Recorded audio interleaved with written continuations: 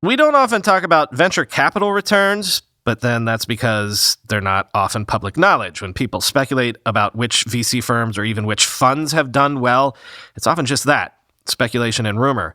So it's interesting to see that Bloomberg has apparently gotten their hands on the stats behind some mature Sequoia funds, one of which is returning 11x after fees and another showing 8x returns.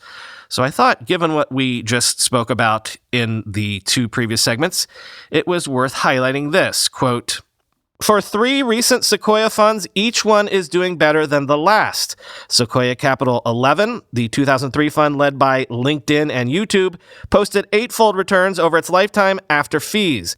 The 2006 fund, 7, which contained the first investments in Airbnb and Unity, reported 10.9-fold returns, the data seen by Bloomberg show. The 13th fund, called Sequoia Capital 2010, with stakes in Square, Stripe, and WhatsApp, was 11.1-fold. The performance of more recent funds, including ones that hold DoorDash and Instacart, couldn't be learned.